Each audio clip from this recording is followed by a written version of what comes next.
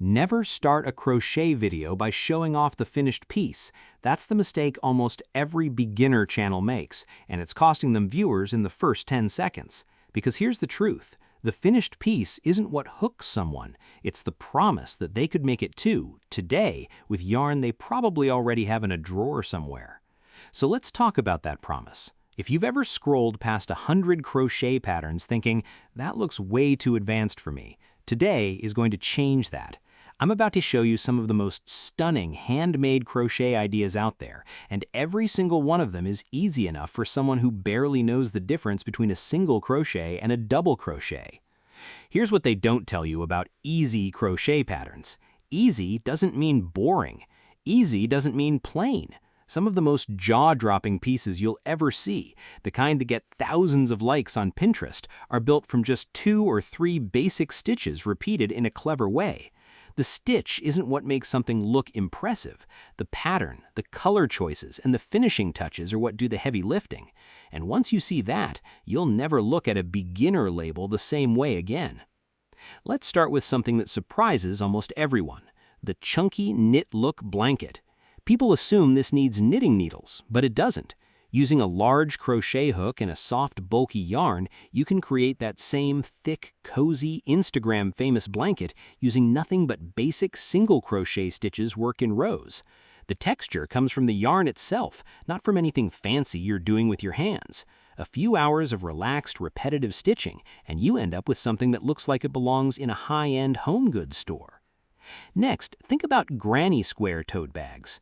Most people picture granny squares as something that belongs on an old-fashioned blanket, but when you crochet a handful of them in a modern color palette, think terracotta, sage green, and cream instead of the classic rainbow, and stitch them together into a bag with a simple lining, you get something that looks like it came from a boutique market stall.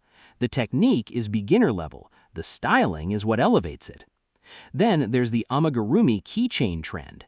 Tiny crocheted characters, mushrooms, cacti, little animals have exploded in popularity because they're small enough to finish in a single sitting, but detailed enough to feel like a real accomplishment. The secret here is scale. When you shrink a design down, tiny imperfections disappear, and the finished piece reads as adorable rather than amateur. It's one of the fastest ways to feel like a skilled crocheter, even in your very first week of picking up a hook. Let's talk about something people almost never expect from crochet: wall art. Simple fringe wall hangings, made from rows of basic stitches in varying lengths, mimic the look of expensive woven macrame decor. Layer a few neutral tones, add some fringe at the bottom, and hang it on a dowel rod, and you've got a piece that looks like it was ordered from a design magazine, made entirely from stitches most people learn in their very first crochet lesson. Another idea that consistently stuns people: the market bag, made with a simple mesh stitch pattern. It looks intricate because of the open, lacy structure, but it's really just alternating chains and double crochets in a repeating sequence.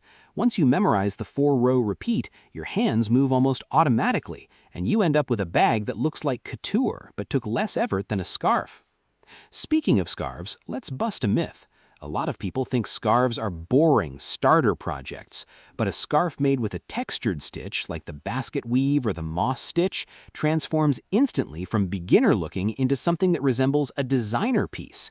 The stitch pattern creates shadows and depth, which is what our eyes read as expensive and handcrafted, even though the technique behind it is still just knowing when to work into the front loop versus the back loop. If you want something that photographs beautifully for gifting, consider crocheted flower coasters. A small spiral base topped with a simple 5-petal flower motif creates a coaster that looks delicate and detailed, but is made from 2 small motifs stitched together. These take under 30 minutes each once you know the pattern, and a set of 4 or 6 makes an instantly impressive handmade gift. And finally, one of the most requested ideas in the crochet community right now: the chunky headband or ear warmer. Made in a rib-like stitch using a thick yarn, it mimics the texture of a knitted headband, but it works up in under an hour using only single and half double crochet stitches. It's often the very first wearable project new crocheters make because it delivers a big visual payoff for a small time investment. Here's what ties all of these projects together, and it's worth sitting with for a second. None of them rely on rare stitches or complicated techniques. What makes them look stunning is intention. The yarn you choose, the color combinations you pick, the scale you work at, and the small finishing details like blocking, trimming ends neatly, or adding a simple tassel.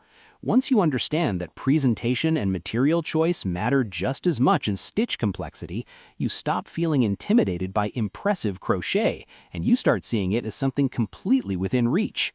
So if you've been putting off learning to crochet because you assumed the beautiful stuff was reserved for advanced makers, let this be the moment that changes. Pick one of these ideas, start small, start simple, and give yourself permission to be surprised by what your own two hands can create.